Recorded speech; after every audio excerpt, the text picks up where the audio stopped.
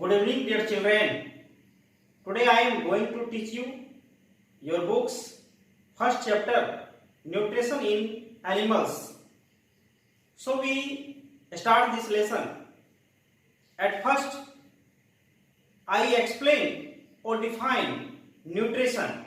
What is nutrition? Okay. Now we start nutrition. What is nutrition? The definition of nutrition is the process of taking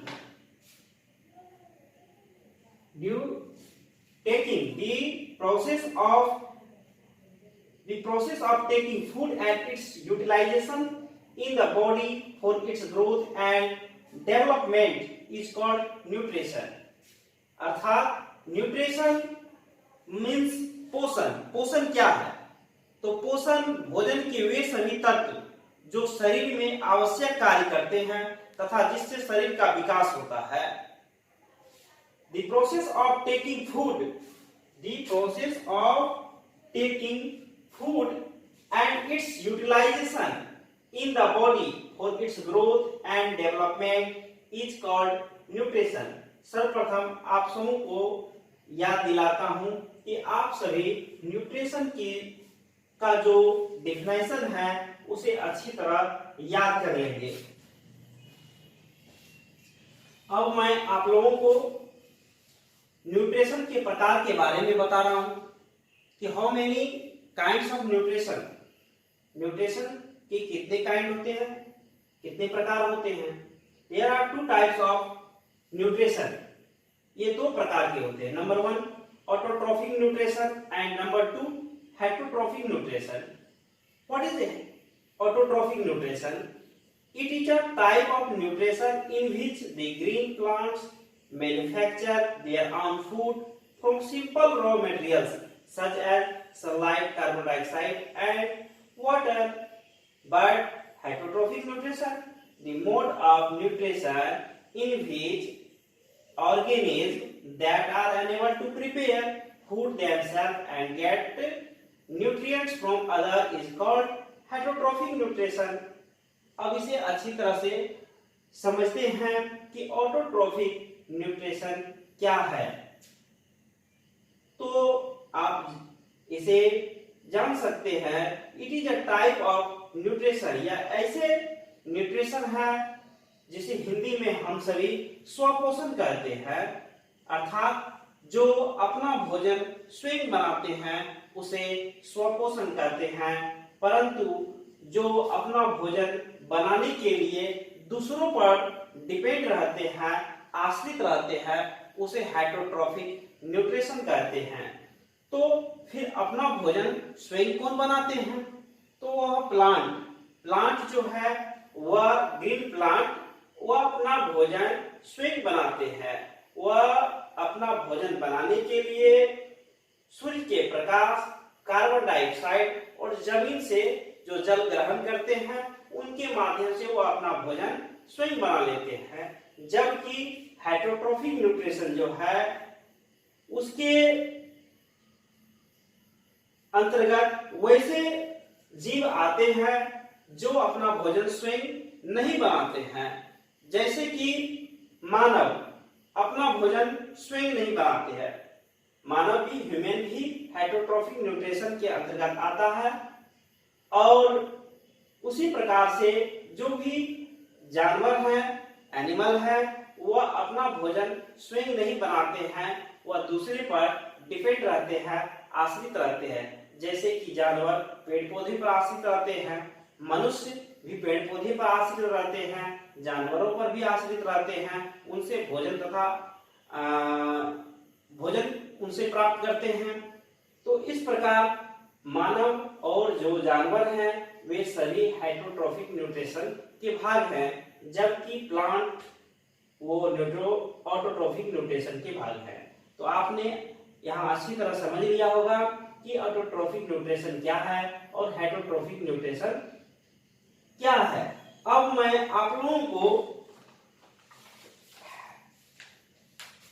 कुछ heterotrophic nutrition के बारे में और आगे बताने जा रहा हूं animals are not able to prepare their food themselves. अभी मैंने बताया भी कि जानवर जो है वो अपना भोजन बनाने में सक्षम नहीं हो पाते हैं। They feed on other living organism. वे जो है अपना भोजन के लिए दूसरे जीवों पर आश्रित रहते हैं, दूसरे सजीव प्राणी पर आश्रित रहते हैं।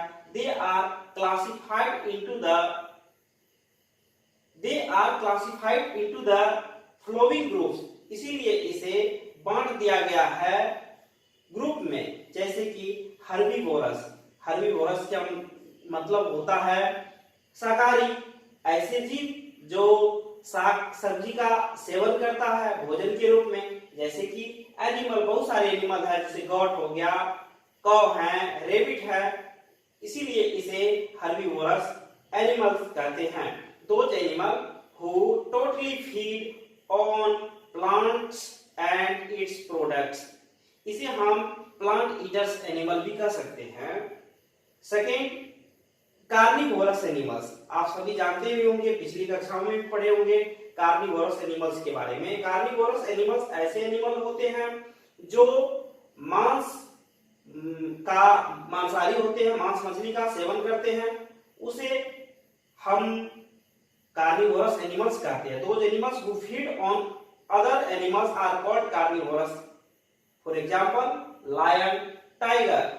इसी प्रकार से ओमनिवोरस किसे कहते हैं? ओमनिवोरस यानी कि जो साग सब्जी भी खाते हैं और मांस मछली भी खाते हैं, उसे हम सभी ओमनिवोरस कहते हैं, यानी कि सर्वाहारी। Animals that feed on all types of food, just for example humans, bear, crow. उसके एग्जांपल के रूप में ह्यूमन है जो साग सब्जी भी खाते हैं और मीट मछली भी खाते हैं, इसीलिए मानव ओमनिवोरस है।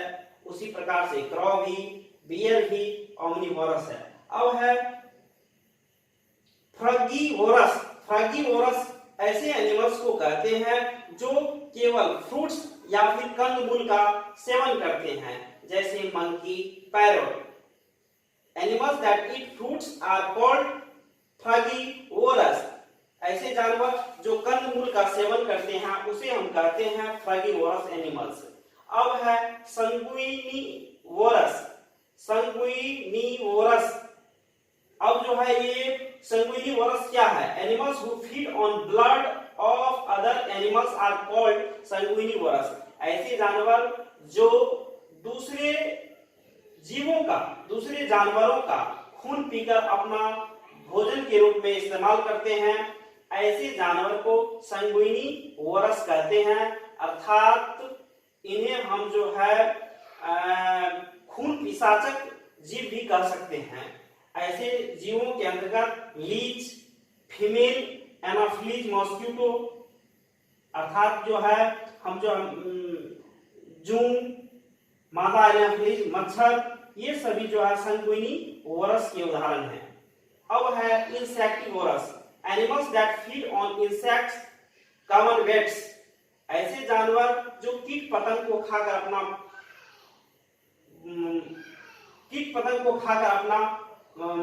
पेट भरते हैं, ऐसे जानवर को इंसेक्टिवोरस कहते हैं।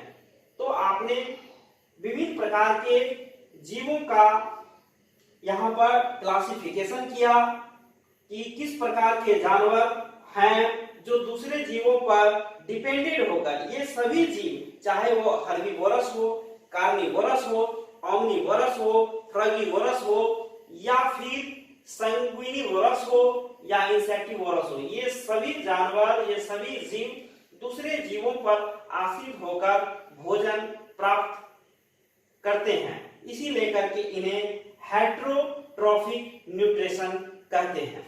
ऐसे जीवों में हेटेरोट्रॉफिक न्यूट्रिशन होता है।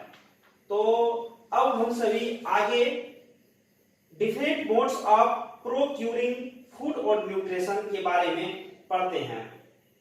The modes of taking food into the body vary in different organisms. तो आप सभी विभिन्न प्रकार के जीवों के भोजन लेने के जो तरीका है, जिनसे वे अपने बॉडी को एनर्जी देते हैं और उनका बॉडी ग्रोथ करता है, डेवलप करता है, उनकी अलग अलग पद्धति है। हालांकि ये सभी जीव हेटेरोट्रॉफिक्स न्यूट्रिशन के अंतर्गत आता है, परंतु इनके भोजन ग्रहण करने का तरीका कुछ अलग ढंग से होता है। जैसे amoeba uses its feet called pseudopodia to engulf the food particles। Amoeba अपने बॉडी के स्यूडोपोडिया से, जो उनका एक अंतर्भाग होता है, जिनके माध्यम से वह भोजन अपने शरीर को देता है और उनसे एनर्जी लेता है। उसी तरह से paramecium has hair like projection on its body called cilia. Paramecium के बॉडी पर लंबे लंबे बाल होते हैं, जिनके माध्यम से वे भोजन ग्रहण करते हैं। ये बाल जो है सिलिया कहलाता है। इसी प्रकार से आप मधुमक्खी देखे होंगे। हमिंग बर्ड होता है एक छोटी चिड़िया जो फूलों का रस को ग्रहण करती है और उनसे वह एनर्जी पाते हैं। इसी प्रकार से hydra uses its tentacles to take in the food. आप सभी हाइड्रा भी जो है एक स्पीसीज है, एक जीव है जो कि tentacles to take in the food. Hydra uses it tentacles to take in the food. Hydra जीव जो है वह अपने भोजन को पाने के लिए अपने शरीर पर बने लंबे छड़नुमा आकार के जो अंग होते हैं, पार्ट होते हैं, उनसे वे जल में मौजूद जो जीव होते हैं वे उन्हें लंबे छड़नुमा बॉडी से मारकर अपना भोजन प्राप्त कर लेते हैं। उसी प्रकार frog uses its tongue to catch its prey. Frog जो है अपना भोजन प्राप्त करने के लिए अपने लंबे जीभ का प्रयोग करते हैं। उसी प्रकार snake likes the Python swallow the animals. Snake जो है वो स्वेलो करता है, यानी कि वे जीवों को निगलते हैं। आप सभी देखे होंगे कि सांप जो है मेढक को पकड़ते हैं और उन्हें वे निगल जाते हैं। उसी प्रकार एक विशालतम सांप की एक विशालतम प्रजाति है पाइथन, जो बड़े बड़े जानवरों को भी जो है वे निगल जाते हैं। उसी प्रकार से animals such as cow, horse pick up food directly into the mouth, जो सीधे अपने भोजन को मुख के सहारे ग्रहण करते हैं, जिनमें कौ, हॉर्स आते हैं। गॉट, बहुत सारे ऐसे जानवर हैं, जीव हैं जो डायरेक्ट अपने भोजन को मुख से चबा चबा कर खाते हैं। अब हम लास्टली ह्यूमन बीइंग्स के बारे में पढ़ते हैं कि ह्यूमन बीइंग्स भी अपने हाथों और मुंह के सहारे भोजन ग्रहण करते हैं और उनसे एनर्जी पाते हैं। आज का हमारा क्लास यही समाप्त होता है। आगे का जो क्लास होंगे वो नेक्स्ट डे, जिसमें हम सभी पढ़ेंगे प्रोसेस ऑफ न्यूट्रिशन। न्यूट्रिशन के क्या प्रोसेस हैं उनके बारे में हम सभी पढ़ेंगे। इस चैप्टर के अंतर्गत जो भी क्वेश्चंस आप सभी बना पाएंगे उसे अच्छी तरह बना लेंगे। इसे होमवर्क के रूप में दिया जा रहा है, जिसे अगले दिन चेक किया जाएगा। आप सभी ठीक ढंग से इसे बनाकर अगले दिन के लिए रखेंगे। इसमें डी, ई, एफ और सी, ये सी, डी, ई, एफ ये 4 नंबर है, जिनके कुछ प्रश्न आपसे बन पाएंगे। क्योंकि ये सभी प्रश्न को अभी मैंने डील कर दिया है। ये सभी प्रश्न अभी आप थोड़ी देर पहले इनके बारे में सुने, समझे, तो मुझे उम्मीद है कि इन सभी प्रश्नों को आप जरूर बनाकर अगले दिन की क्लास में लाएंगे। Thank you.